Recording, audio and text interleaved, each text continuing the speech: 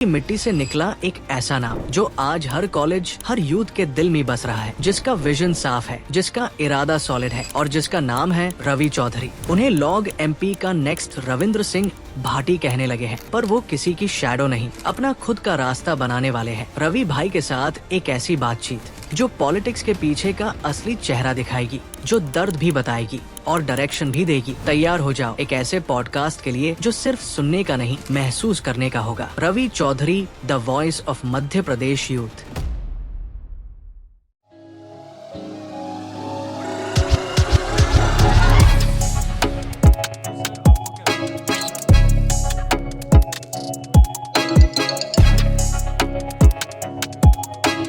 काफी मजा आएगा आपको आगे।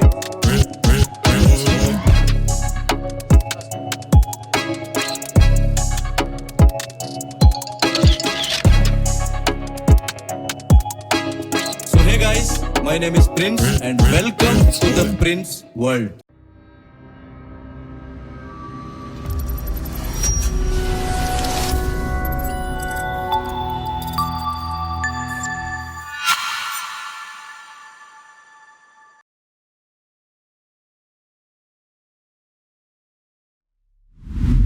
तो जैसा कि मैंने आपको बताया कि आज हमारे बीच रवि चौधरी जी आने वाले हैं। फाइनली आप हमारे सामने हैं, तो पूछते हैं रवि जी से, कैसे हैं रवि जी? बहुत बढ़िया। आप बताएं कैसे हैं? एकदम बढ़िया सर। अभी ये जस्ट इनका प्रोग्राम चल रहा है उदयपुर में, वहाँ से सर ने हमको टाइम दिया, बहुत ही बड़ी बात है हमारे लिए। तो जो हम जितने भी गेस्ट आते हैं उनसे सबसे एक आइकॉनिक क्वेश्चन पूछते हैं, इनसे भी पूछेंगे। रवि चौधरी है कौन? आप अपनी नज़र में अपने आप को क्या मानते हैं? देखिए, रवि चौधरी एक सामान्य परिवार का एक सामान्य लड़का है, सीधा साधा, जिसकी भावना समाज सेवा की है। और मैं अपने माता पिता, अपना गांव, अपने देश और अपने धर्म के लिए काम करना चाहता हूं। और ऐसे ही मेरे ऐसे कई युवा जो आज सामान्य परिवार से आते हैं और आगे बढ़ना चाहते हैं, उनका सहयोग करना चाहता हूं। ओके। और बहुत सारे पॉडकास्ट हमारी टीम ने रिसर्च किए, देखे, समझे, बट वहाँ पे स्ट्रेट टू स्ट्रेट क्वेश्चनिंग थी।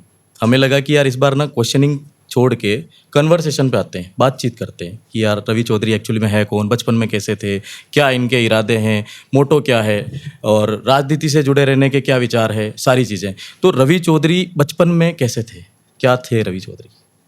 देखिए, रवि चौधरी बचपन में मेरा एक सपना था कि मैं फिल्म इंडस्ट्री में जाऊं, ओके। मूवी में जाऊं, हीरो बनूं, क्योंकि मेरे बाल थोड़े बड़े हुआ करते थे और फूंक मारता था तो उड़ते थे बाल मेरे। क्या बात। तो एक अपने आप में एक लगता था जुनून, बच्चे थे, क्यूट लगते थे पूरे, कि यार अपने को मूवी में काम करना चाहिए।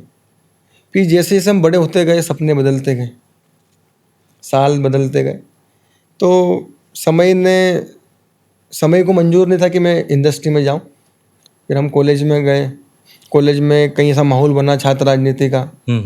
मेरा तो कहीं इंटरेस्ट था नहीं उसमें कि मैं छात्र राजनीति में आऊँ जी। लेकिन फिर जब समस्या आई तो कभी मैं भी मैदान में उतरा। मैं आपकी बात को रोकूंगा।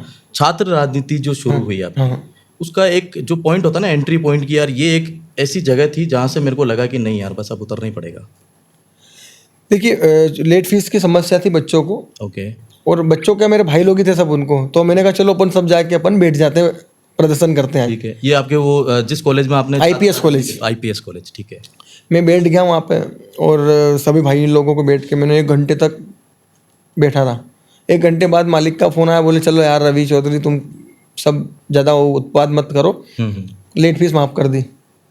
फिर मुझे लगा यार कि अपन तो कर सकते हैं। खतरनाक चीज़ है ये तो। लालच बढ़ता गया मेरा। सही बात। फिर कहीं ना कहीं मुझे मुद्दा मिला, फिर मैं बैठ गया। तो ऐसा कर करके कई मुद्दे मैंने, फिर लालच आ गया कि अपने काम करो, जब अपने में काबिलियत है, जब अपन अपनी काबिलियत पहचानते हैं कि अपने काम नाम से और ये सब चीज़ें करने से काम हो रहा है, तो क्यों ना बैठे। ऐसे कर करके इतने प्रदर्शन करे मैंने। पहले मैं IPS कॉलेज में था, उसमें करता था, लेकिन फिर सोशल मीडिया पे वीडियो डाले और लोग बुलाने लगे, सभी कॉलेजों में जाने लगा। और एक तो ऐसा मान सकते हैं कि सोशल मीडिया का काफ़ी ज़्यादा प्रभाव रहा आपकी ज़िंदगी में? बिल्कुल, सोशल मीडिया का प्रभाव। और क्या मैं आपका जो पहला प्रदर्शन था जिसके बारे में अभी आपने बात की, उसके बारे में थोड़े से झलकियाँ देख सकते हैं अपन कि वो कैसा था, वो क्या मंजर था, किस तरह से आपके प्लान्स बने, कैसे कैसे टीम के लोग जुड़े, कितने लोग थे, क्या वो आज भी साथ है या नहीं है, इस तरह की? देखिए, पहला प्रदर्शन जो था मेरा, वो तो हम 10-20 लोग ही थे उसमें, जब मैं राजनीति में था ही नहीं। ठीक है। लेकिन जैसे जैसे बढ़ता गया तो मेरे अपने लोग मैंने हमेशा एक मोटिव रखा है कि मैं कभी भी जिस बच्चे को समस्या होती है, जिस कॉलेज में जिन बच्चों को समस्या होती है, उनको बोलता हूँ कि आप सब इकट्ठे रहना। जी। आजकल छात्र नेता क्या करते हैं कि इधर उधर से टीम बुलाते हैं और सब लोगों को बुलाते हैं, लेकिन मेरा हमेशा से रहा जिसको समस्या वो खड़ा होना चाहिए अपने साथ। सही बात है, अगर वही पलट जाता है तो वही पलट जाए, हम क्या करेंगे। सही बात है। तो मेरा हमेशा से ये रहा कि जिसको समस्या है मैं पहले से उससे एप्लीकेशन लिखवा लेता हूँ। जी। 100 लोग हैं तो 100 के 100 लोग मुझे वहाँ पे चाहिए। सही बात। अगर 99 भी आए तो मैं हट जाऊँगा। जब आपकी समस्या के लिए आप भी खड़े नहीं हो सकते तो हम क्यों खड़े हों आपके लिए? अजीब बात है। तो जो पहला प्रदर्शन था वो किस मुद्दे को लेके था? वो एग्ज़ाम फॉर्म ओपन नहीं हो रहे थे, बच्चों की लेट फीस लग रही थी सेम कॉलेज में? सेम कॉलेज में। ठीक है।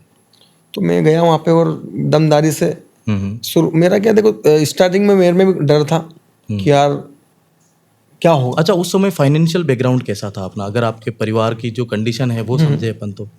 देखिए, परिवार की कंडीशन तब भी वैसी थी और आज भी वैसी है। किसान परिवार से आते हैं हम। ठीक बात है। तो परिवार से तो मैंने कभी जैसे कि राजनीति में पैसा लगाकर कभी राजनीति नहीं करी। ठीक है। मैंने ये तो सभी दिल ये से- बात वैसे बताने की जरूरत नहीं, क्योंकि रवि चौधरी को सभी लोग जानते हैं, उन्हें पता है कि बंदा ग्राउंड पे किससे काम करता है। दिल से काम किया और लोगों की भावना थी हमारी, निस्वार्थ तरीके से करते गए ठीक और आज इतने लोग और इतने भाई लोग और इतना परिवार बन गया।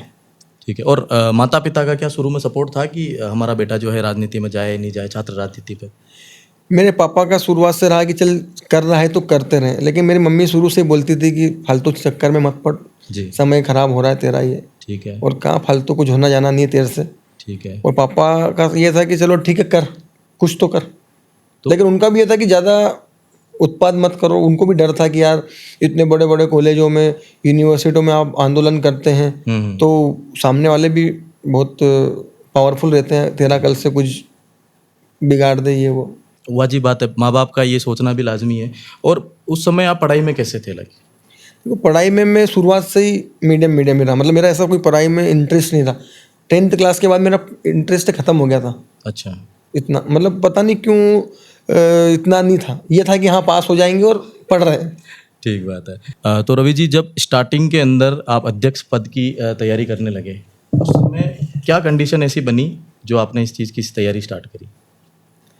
देखिए, जब मैं पहले तो अध्यक्ष नियुक्ति होती है हमारे यहाँ पे, तो मैं जब अध्यक्ष नियुक्त हुआ और उसके बाद चुनाव आया तो एक बड़ी जिम्मेदारी हो गई जी। कि यार आज अपन मेहनत कर रहे हैं और अगर कल से चुनाव हार गए तो लोग कहेंगे कि यार ये बस बोलने का और देखने का ही नेता था, ये तो हार गया ग्राउंड फ्लोर पे। जी। फिर IPS कॉलेज में चुनाव आए तो मैंने हर डिपार्टमेंट में मेरे CR खड़े करे जी। और मेरे सामने पूर्व विधायक जी की लड़की इलेक्शन में थी, वो भी हमारे परिवार के ही थे। जी। कौन सा सन था सर वो 2017 की बात है, जब आपने 17-18 के छात्र बीच की बात राजनीति स्टार्ट करी। ठीक है, डन। ओके। तो मैंने बड़ी मेहनत करी। 2 डिपार्टमेंट में हम जीते और एक में सामने वाले विपक्षी थे। ठीक है। तो मुझे कहीं गम नहीं हुआ क्योंकि वो भी हमारे परिवार का था, लेकिन ये था कि 2 में हम जीते, वो बड़ी बात थी हमारे सही लिए। बात है, बड़ी जीत थी, बड़ी चीज़ स्टार्टिंग के लिए। अच्छा, जब आप छात्र नेता बने शुरू में, तो क्या क्या चुनौतियाँ आपको देखनी पड़ी उस समय? देखिए, छात्र राजनीति में क्या होता है कि अपने लोग आपको पीछे करना चाहते हैं, जी। क्योंकि राजनीति वो रेस है जिसमें आपको आपके ही लोग हराना चाहते हैं, जी। जो आपके नहीं है वो आपको जिताना चाहते हैं। जी। तो कई सारी चुनौतियों का मैंने पहले तो देखो, राजनीति में आओ तो आपको ये समझने में नहीं आता है। हमें राजनीति में आते तो ये समझना चाहिए कि अपने कौन है और पराया कौन है। जी। तो जीवन में मैंने तो काम पे फोकस करा। मैंने जिसने भी मेरा हाथ पैर खींचे, तो ये चीज़ कैसे सीखने को मिले कि लाइक अपने कौन है और पराये कौन है? ये हमको जब सीखने को मिलता है जब आपके जीवन में कंडीशन आती है ऐसी। जी। ग्राउंड लेवल पे जब हम उतरते काम हैं और एक्चुअल में जब प्रॉब्लम्स आती है तब हमें पता पड़ता है कि यार ये अपने हैं और ये अपने पराया है। जी। आता है वो हर इंसान के जीवन में मोड़ आता है, वो राजनीति हो या असल जिंदगी हो। और इसमें आपको कब लगा कि यार मामला थोड़ा सा गंभीर हो रहा है और आप टूटने लगे? उस समय हिम्मत मिली, ऐसा कोई पल? स्टूडेंट जो लीडरशिप थी उस समय पे अभी 2023-24 में जब मुझे पता चला। जी। 22 तक आपकी थी? 22 तक थी। ठीक है। उसके बाद में मेरा ओरा, नाम और ये सब बढ़ने लगा जी। क्योंकि मेहनत करी। जी। अब हर जगह लोग पहचानने लगे। एक ओधा बना, एक ओरा बना कि यार रवि चौधरी, मतलब कहीं भी जाओ तो लोग बड़ा पसंद करते हैं। बिल्कुल। छोटे छोटे बच्चे पीछे भागते हैं अगर गाड़ी देख लेते तो सेल्फी लेने के लिए। जी। तो मुझे भी बहुत अच्छा लगता है कि यार आज यही तो कमाया हमने। सही बात है। तो उसके बाद कई लोगों ने अपनी असलियत दिखाई कि यार कहीं ना कहीं आदमी अपने को नीचा दिखाने की कोशिश करता है, सही बात। पीठ पीछे, जी। सामने कभी भी नहीं करता। तो मुझे वहाँ पर पता चला कि यार आप अपने काम पे फोकस करो। अगर हम कौन क्या कर रहा है ये अगर हम देखेंगे तो हम कभी आगे नहीं बढ़ पाएंगे। जी। तो मैंने सब इग्नोर करा और अपने काम पे फोकस करा। और आज 2025 खत्म होने वाला है, राम जी की मौज है और लगभग सब जगह आपको जानते हैं और मिलने की चाह भी रखते हैं कि यार ये भाई बहुत ही अलग काम कर रहा है। जय श्री राम के बच्चों से बोलने की सीख देते हैं कि भाई आप इस तरह से नहीं, इस तरह से करो, और लोग उम्मीद भी रखते हैं कि यार रवि भाई आ रहे हैं, रवि भाई आ रहे हैं, इस तरह की। अच्छा, इसमें जो सोशल मीडिया का इम्पैक्ट आया आपकी लाइफ में, किसने आपको बताया कि यार ये सोशल मीडिया इस तरह की चीज़ें होती है यहाँ पे, और यहाँ पे अपन अपनी जो है अप्रोच और ज़्यादा बढ़ा सकते हैं? देखिए, सोशल मीडिया मैं मोदी जी से सीखा हूँ। जब 2015 के बाद में मोदी जी भी पूरे एक्टिव हो गए सोशल मीडिया पे। बिल्कुल। मोदी सब जगह चलने लगा। ठीक है।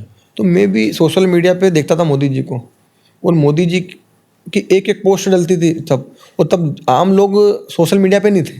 बिल्कुल। तो मैंने क्या करा, उसको कॉपी करा। ठीक है। कि आज मैं छोटा मोटा प्रदर्शन करा या कहीं भी गया सोशल मीडिया पे डाला, जी। छोटी छोटी चीज़ें करता रहा, और लोग नहीं कर रहे थे। जैसे मैंने कुछ भी पोस्ट डाला, ठीक है, तो दूसरे जो नेता थे उस टाइम पे राजनीति में आते थे, वो सोशल मीडिया को समझ ही नहीं पाए। ठीक है, आपने डीपली अंडरस्टैंड हाँ, मैंने उसको समझा कि हाँ यार ये आगे अपने को काम देगा। ठीक है। कब मेरे फॉलोअर बढ़ते गए, कब 5000 हो गए, तो एक दिल में लालच आया कि 10,000 हो जाए, उसके बाद नहीं भी बढ़ेंगे तो चलेगा। ठीक है। 10,000 हो गए तो 15,000 हो गए, बस फिर 16,000 17,000 होते गए, वो आज मिलियन में हो गए। लेकिन आज लालच नहीं है। अब ठीक है, जो मालिक ने दिया वो जो है वो, क्योंकि ग्राउंड फ्लोर पे इतना प्यार मिलता है तो सोशल मीडिया की जरूरत ही नहीं रही अब। सही बात है। अच्छा, जो छात्रों के जो मैटर्स होते हैं, अभी अपन जैसे आपको किसी तरह का कोई फ़ोन कॉल आया कि सर हमारे को यहाँ पे इस तरह की प्रॉब्लम चल रही है, जब आप वहाँ पे जाते हैं तो कई बार पुलिस प्रशासन द्वारा मारपीट भी होती है, हमले भी होते हैं, और कई बार दबाव भी आते हैं, प्रेशर्स भी आते हैं। ये सारी सिचुएशंस लगभग सारी छात्र नेताओं की सेम ही होती है अगर अपन देखें तो। क्या ये स्क्रिप्टेड होता है या नहीं, कि वहाँ जाने के बाद सिचुएशन ऐसी क्रिएट हो जाती है? देखिए, कई बार क्या होता है कि आप कहीं भी प्रदर्शन कर रहे होते हैं तो पुलिस आपका सहयोग करती है जी, शांति से करो। लेकिन जब पुलिस के हाथ में ही नहीं होता है, क्योंकि आप इतने लोग और अपन पुलिस की नहीं मानते हैं, कॉलेज प्रशासन को अपनी जीत पर अड़ जाते हैं, तो कहीं ना कहीं पुलिस भी उसका बल दिखाकर हमको चमकाने की कोशिश करती है कि कभी डर के ख़त्म करो। लेकिन कुछ लोग उसको समझौता कर लेते हैं जी, और हमारे जैसे जो लोग हैं अड़े रहते हैं। जैसे कि आपका एक बर्ताव मैंने देखा, आप सबसे पहले वहाँ पे ऊंची आवाज़ में बात करेंगे या फिर उनको एक तरह से दबदबा दिखाएंगे, उसके बाद एक नम्रता से निवेदन करेंगे। ये बहुत ही प्यारी चीज़ लगी मुझे। ये क्या माइंडसेट है, जैसे दोहरा माइंडसेट बोला जा सकता है? देखिए, ये होता क्या है कि जैसे को जैसी भाषा में सिखाना। सही बात है। कोई अच्छे से समझ जाए तो ठीक है, नहीं तो हम तो टेबल ठोक के भी काम करा सकते हैं। बिल्कुल वाजिब। और हम तो हमारे स्वार्थ के लिए थोड़ी आए जी, हम तो जो सही है उसके लिए लड़ रहे हैं जी। गलत होते जी तो स्कूल प्रशासन 1 मिनट में हमको बाहर कर देगा। सही बात है। वो गलत है तभी तो हमारी इतनी बात सुनता है। एमपी को किस नज़र से देखते हैं आप? एमपी से आते हैं प्रॉपर, तो मैं ये जानना चाहता हूँ कि एमपी को रवि चौधरी किस नज़र से देखता है? एमपी आने वाले समय में सपनों का शहर होगा। एमपी में बहुत अच्छे लोग हैं जी, और सबकी भावना लोगों की मदद करने वाले जैसी है, और देसी लोग हैं। एमपी मतलब वो रहता ना कि एमपी में अगर किसी से कोई पूछ ले रास्ता कि यार ये गांव कहाँ है, तो उसको छोड़ के आएगा। आप कहीं चले जाओ एमपी के बाहर, सही बात, तो आपको बताना पसंद नहीं करेंगे। तो एमपी एक बहुत ही अपने आप में बहुत बोलते ना कि मोहब्बत वाला शहर है जी। एमपी राजस्थान कनेक्शन भी काफ़ी अच्छा है। और दोनों, और एमपी और राजस्थान में मुझे नहीं लगता कुछ फ़र्क है। और मुझे भी फ़र्क नहीं लगता, क्योंकि कई बार हम लोग वहाँ जाते हैं तो वहाँ का खाना वहाँ पे भी खाने पीने वाले शौकीन लोग हैं, बिजनेसमैन है, और राजस्थान में भी सेम है। सेम। और काफ़ी बार आपका राजस्थान में भी आना हुआ है, जैसे कि अभी लास्ट टाइम आप सांवरिया सेठ आए थे काफिला लेके अपना, तो क्या माहौल रहता है वहाँ आपके? सांवरिया सेठ में तो आकर बहुत सुकून मिलता है, और मैं मानता हूँ सब सेठ जी की कृपा है जी। काफिला तो सेठ जी का ही था, वो मैं तो बस सेठ जी का आशीर्वाद लेने आता हूँ जी। तो राजस्थान में और कोई फेवरेट जगह आपकी जो आपको आना पसंद हो जहाँ पे? राजस्थान में मुझे एक तो उदयपुर में अच्छा लगता है, आता हूँ, यहाँ बहुत अच्छा सुकून मिलता है जी। और सांवरा सेठ जी जाता हूँ तो अच्छा लगता है, बाकी तो कहीं ऐसे मैं गया नहीं हूँ। बहुत सारी जगह आपको जैसे गरीबों की सेवा करते हुए देखा गया, आप जैसे कई बार उनको जाते हैं, नहलाते हैं उनको अच्छे से, ये इसके जो थॉट्स है वो कहाँ से आए आपको? ये मैं एक रास्ते से गुजर रहा था। हाँ मतलब मैं पहली बार वाला जो किस्सा है वो सुनना चाह रहा हूँ। मैं रास्ते से गुजर रहा था जी। तो मैंने देखा है कि एक व्यक्ति, बड़े बड़े बाल, उसको सालों से नहाया नहीं वो, जी। उसके नाखून बड़े बड़े, कपड़े स्मेल आ रही थी। वो आया, बोले कि पैसे दे दो ठीक है। मांगने। तो मैंने कहा यार, मेरे दिमाग में 2 मिनट मैंने मतलब एकदम दिमाग में आया, तो मैंने उसको कुछ भी नहीं बोला, मैंने उसको 100 रुपये दे दिए। फिर अगले दिन मैं गया तो कहीं ना कहीं मुझे लोग और दिखे ऐसे। तो फिर मैंने सोचा कि यार इस चीज़ को अपन ख़त्म करें अब।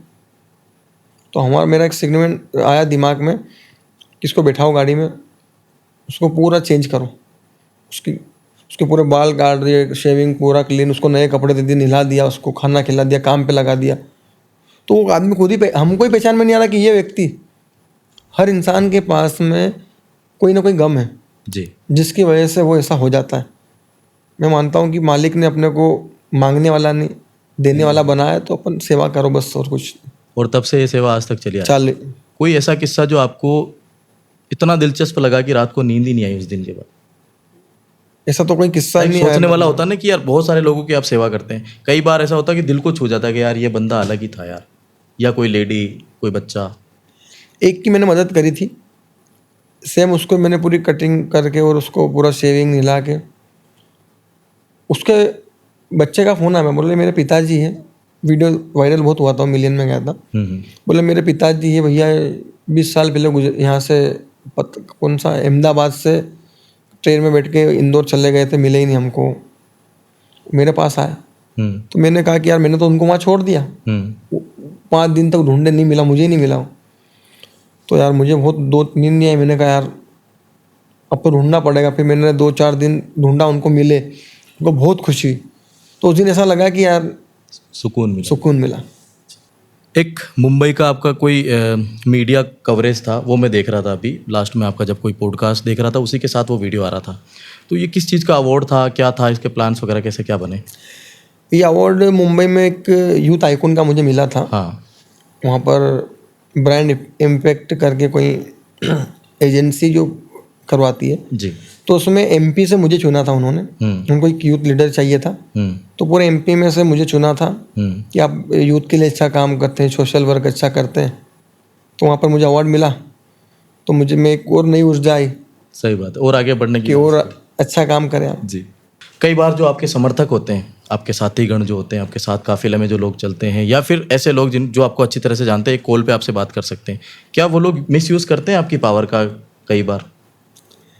देखिए, जो मुझे नहीं मतलब मुझे जानते हैं और मैं उनको नहीं जानता हूँ जी, वो मेरी पावर का मिसयूज़ करते। कोई 1-2 किस्से ऐसे जो आपके पास आए हो और आपने उसको फिर एकदम से दबा दिया हो कि नहीं यार ये चीज़ नहीं हो सकती?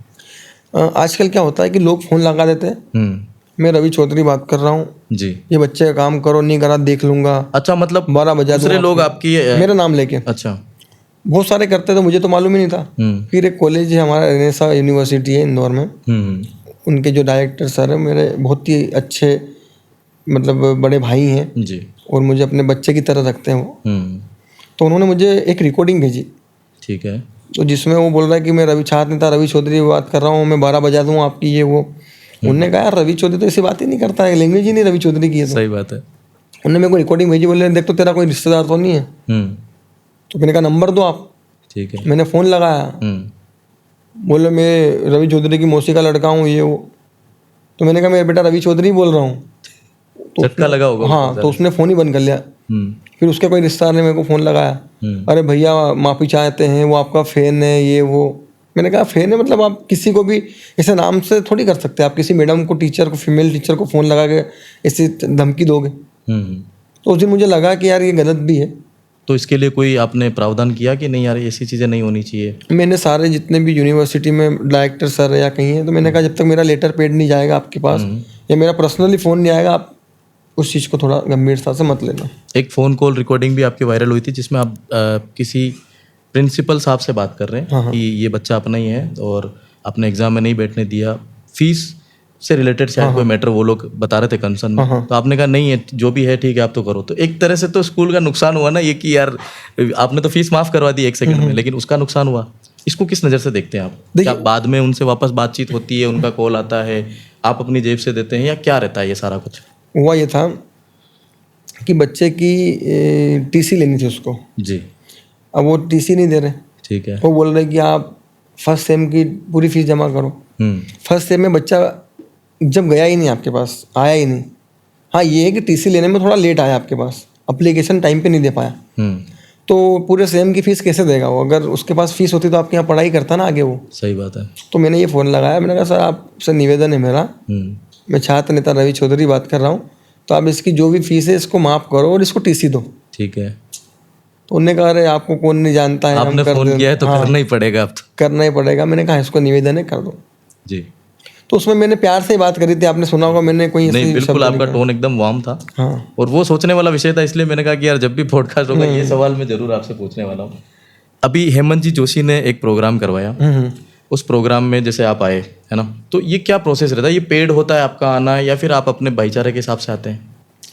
देखिए क्योंकि कई लोगों के मन में होता है ना कि यार रवि जी को मैं अपने यहाँ पे भी बुलाऊं, इनवाइट करूं, तो वो किस तरह से इनवाइट कर सकते हैं आपको? देखिए मेरी डेट खाली थी जी। इस दिन, मेरे हालांकि प्रोग्राम थे, लेकिन गोकुल शर्मा जी मेरे बहुत अच्छे बड़े भाई हैं और बहुत प्रेम रखते हैं। जी। गोकुल शर्मा जी आपको जानते हैं, आपके मित्र राजस्थान का पॉडकास्ट हुआ था और बहुत अच्छे मित्र है। अभी जस्ट हम उनसे मिल के आए हैं और आपकी बहुत तारीफ कर रहे थे, वो आपके बारे में बहुत कुछ बताया उन्होंने, और काफ़ी कुछ मुझे उनसे जानने को मिला।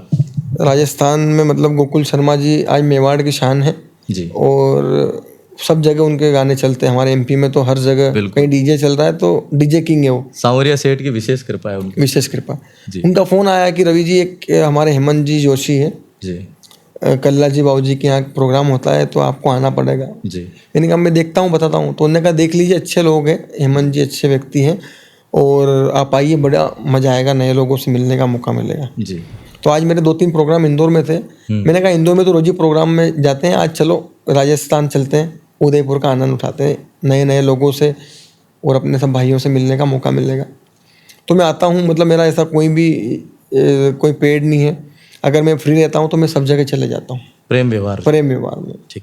केदारनाथ जाने का प्लान कैसे बना? अभी रिसेंट रील यही देख रहा था मैं, तो ये प्लान कैसे बना? केदारनाथ में पिछले साल भी गया था जी। और मेरा ये रहता है कि हर साल मैं जाऊँ वहाँ पे, मुझे बहुत सुकून मिलता है। लोग दुबई जाते हैं, थाईलैंड जाते हैं, मैं तो केदारनाथ जाता हूँ। मुझे मतलब केदारनाथ में इतना सुकून मिलता है। आजकल युवा पीढ़ी जो है कि वो मतलब ऐसी जगह जाना चाहती है जहाँ उसको एंजॉय करने का मिले।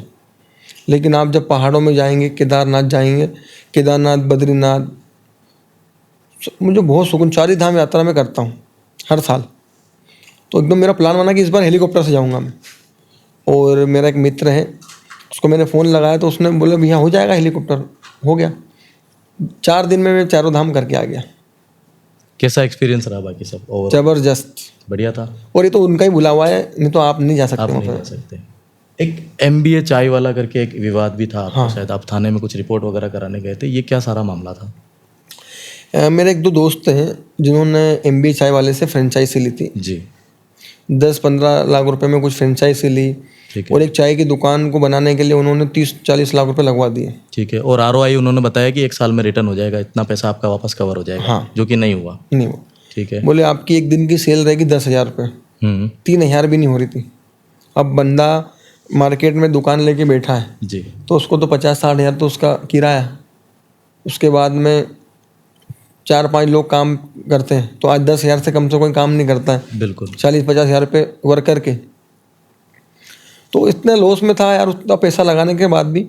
तो मैंने उसको फ़ोन लगाया, मैंने कहा भाई ये लोगों का तो पैसा वापस कर दे, कम से कम दुकानदारी चलवा दे, या तो इनका पैसा दे दे, आधा पैसा दे दे। आपने खुद बात की? मैंने खुद ने बात की। बोले भैया आप आ जाइए ऑफिस पे बात कर। मैं गया ऑफिस पे जी। तो उसका फ़ोन आया, बोले आप मेरे वकील से बात करो। अच्छा। मेरा दिमाग घूमा, मैंने कहा यार इतना बड़ा हो गया कि अपने को बोलेगा कि वकील से बात करो। वो भी प्रॉपर MP, शायद MP से ही है। हाँ MP से। हाँ। तो मैं जैसे वहाँ बैठा तो मैंने उसको बोला आधे घंटे का समय देता हूँ, आधे घंटे में तूने सोल्यूशन निकाला ठीक है, ये तेरी 4 दिन में अगर दुकान बंद नहीं करा तो मेरा नाम पलट देना। आधे घंटे में उसका कोई रिस्पॉन्स नहीं आया। ठीक है। सारे जितने भी इंदौर में 6-7 फ्रेंचाइजी थी, सब परेशान थे, सबको लेके थाने पे गया।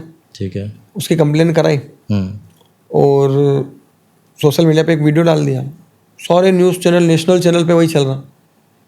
5 दिन में सब दुकानें बंद, उसकी तहस नहस सब, मतलब उसका ऊपर से लेकर नीचे पूरा वो आ गया। मेरी भावना कभी भी नहीं थी कि मैं उसको नीचा दिखाऊं, उसका काम धंधा बंद करूं। ठीक है। लेकिन क्या होता है ना, कभी कभी लोगों की मदद करने के लिए, किसी का फायदा कराने के लिए किसी का नुकसान कराना भी जरूरी है।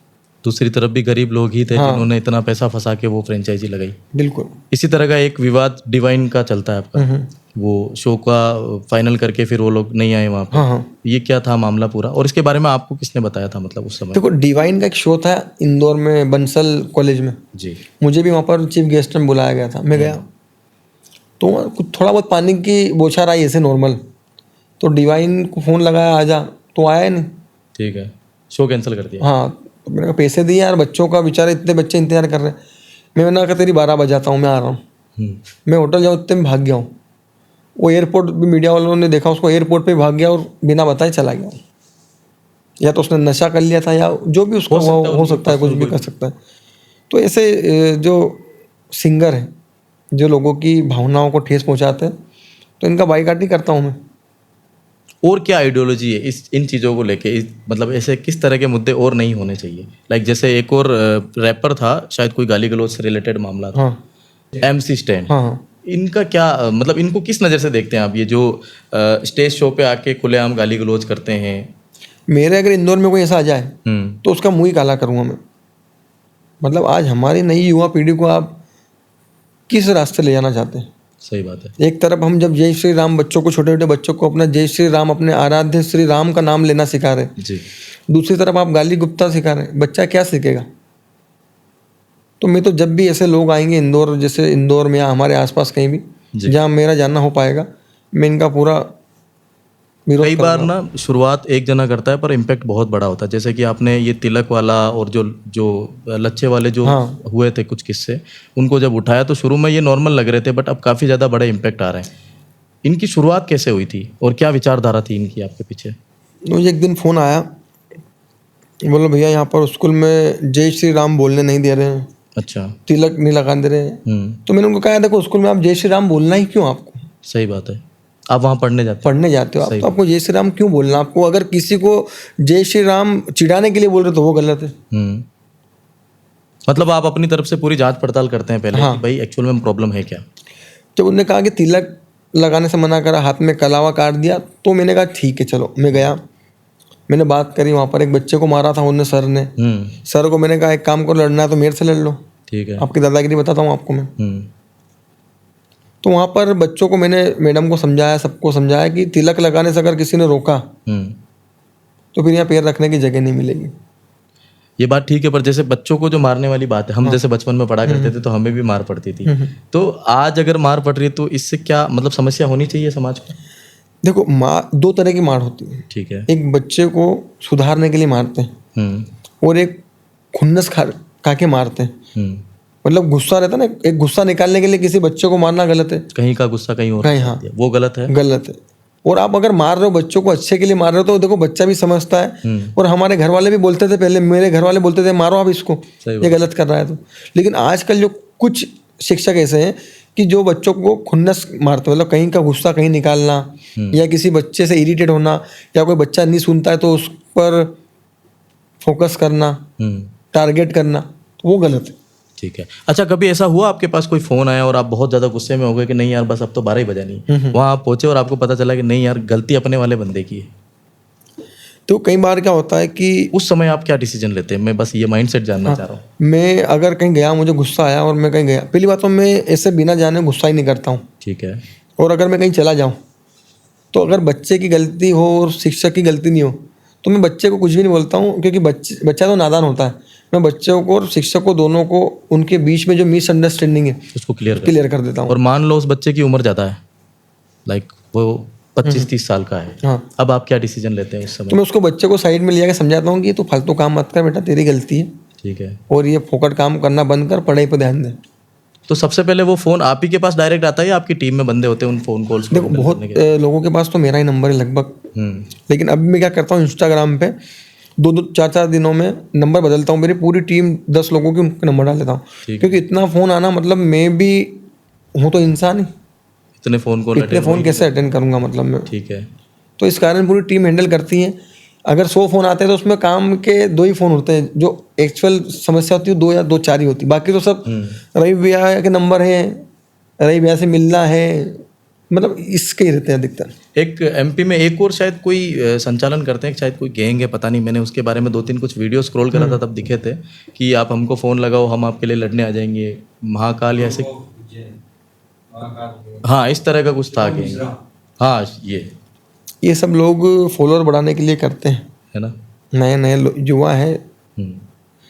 इंसान को क्या, एक वीडियो वायरल हो जाता है ना तो सोचता है इस पे कंटेंट बनाओ, सही बात है।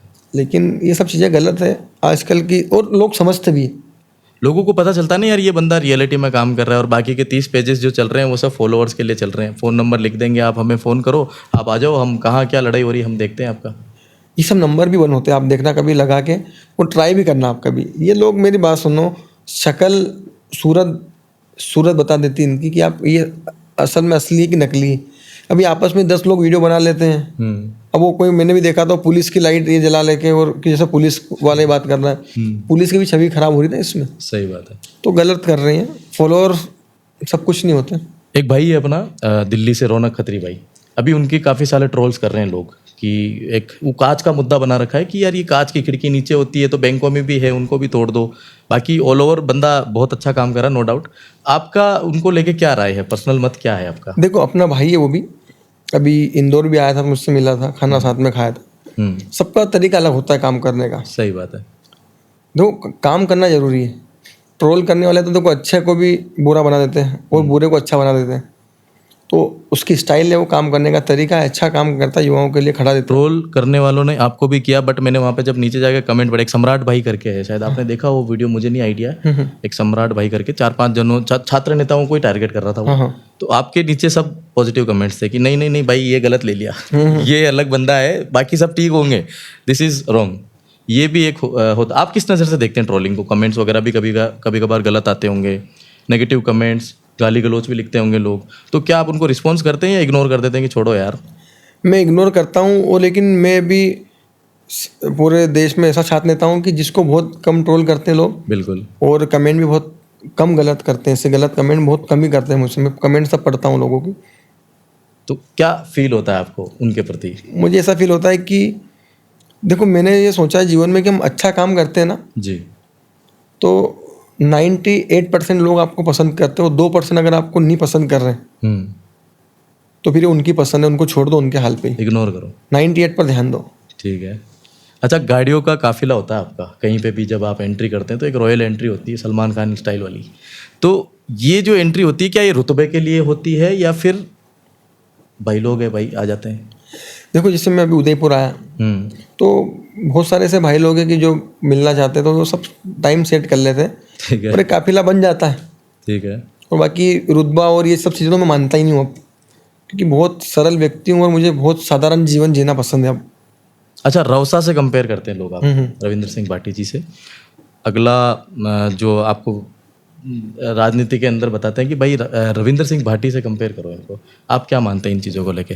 बिल्कुल करते हैं मुझे, और हमारा काम भी सेम है जी। वो भी छात्र नेता है, मैं भी छात्र नेता हूँ, वो भी किसी पार्टी से नहीं आते हैं और मैं भी अभी किसी पार्टी में नहीं हूँ। ठीक है। और रविंद्र सिंह भाटी जी मेरे बड़े भाई हैं जी।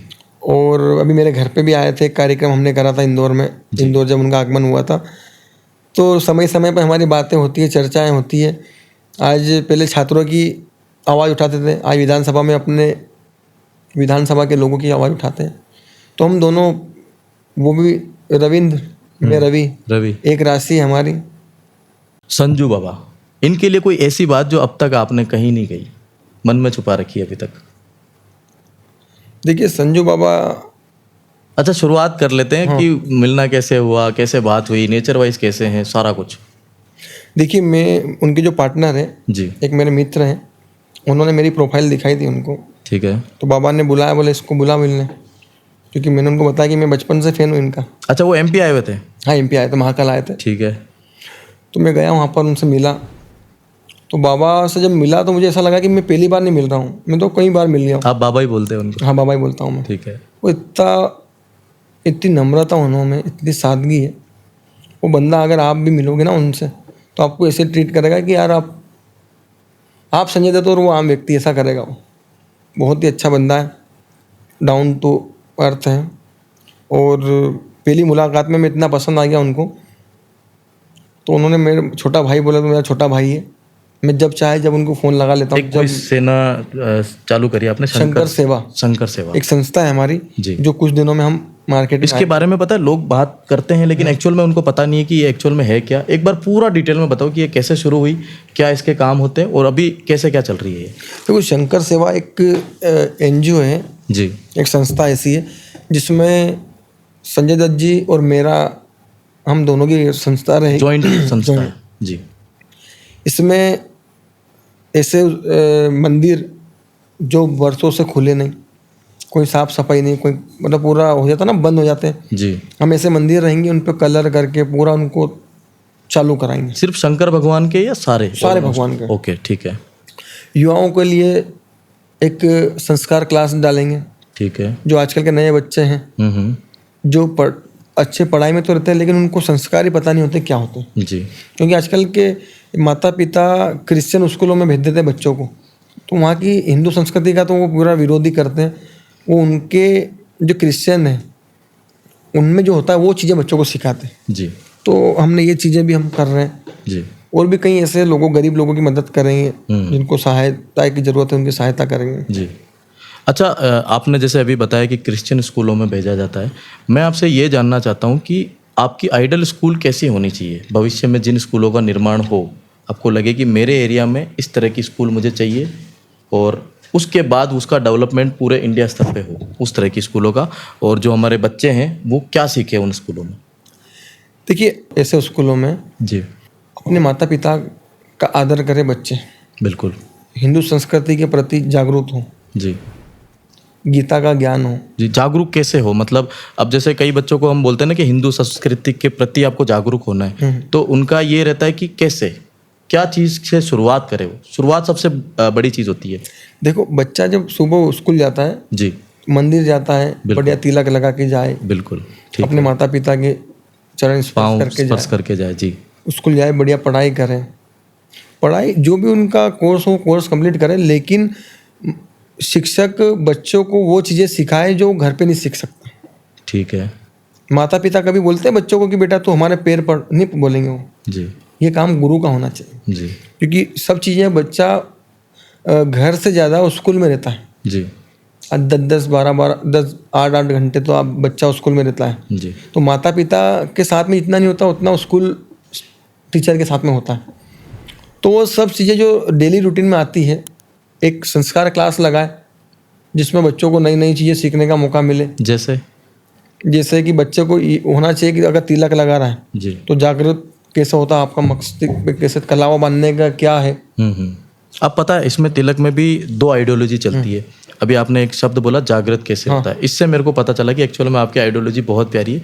अब बहुत सारे लोग उसमें नीचे कमेंट करते हैं कि यार तिलक लगाने से क्या हो जाएगा, कौन सी बड़ी बात है, बट जब इसकी साइंस आप समझो, बहुत गहरी साइंस है। इससे आपकी कुंडलिनी जागृत जिसे कहते वो तक जाग सकती है।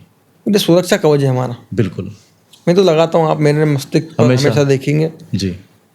तो सब चीज़ें हैं स्कूल में, बहुत सारी चीज़ें हैं, मैं लाऊंगा धीरे धीरे सब चीज़ों को बदलाव लाऊंगा जी।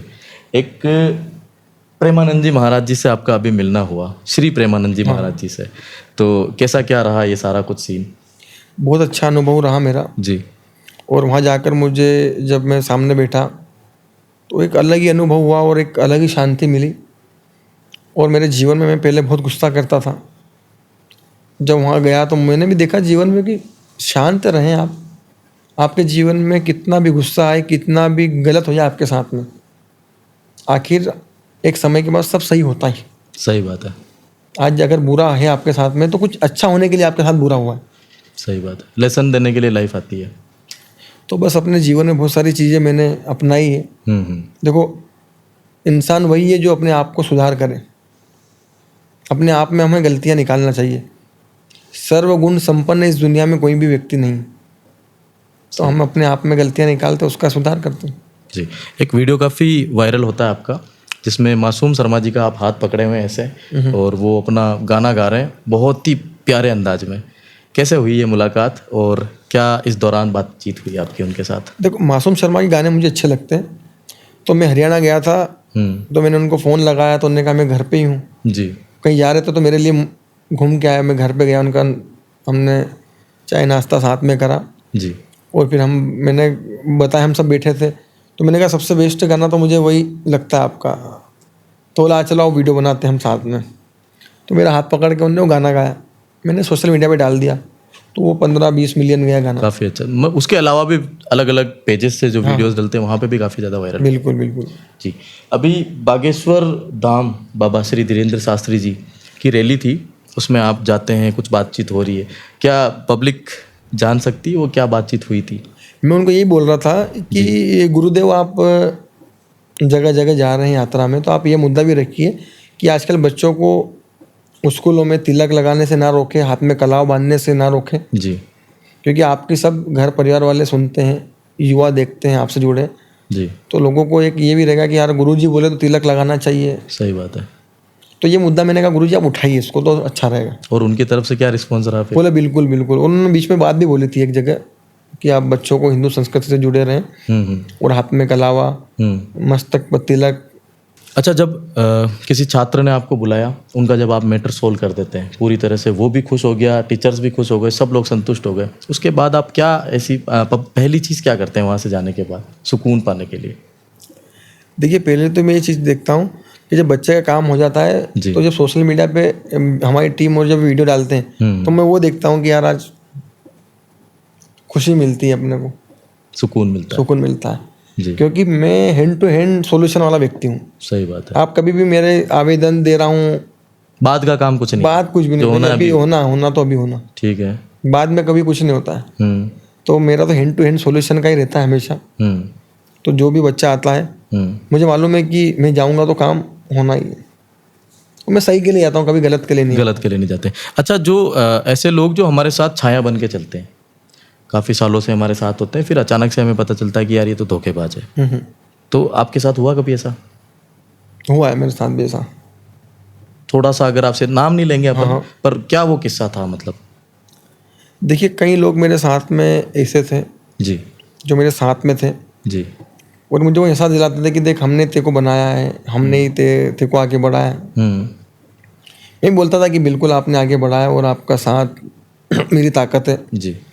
लेकिन जब एक समय के बाद हमें मालूम पड़ता है ना कि हम हमारे पैरों पे ही चल रहे हैं, और वो लोग सोचते हैं कि हम जो भी कर रहे हैं उनको सारा क्रेडिट दे दें। ठीक बात है। अगर हम कुछ भी काम करें तो उनसे पूछना पड़ता कि भैया ये काम कर लूँ क्या? कहीं मंच पे गए तो पहले उनका नाम लेना पड़ता है, आज़ादी खत्म हो जाती है। हाँ।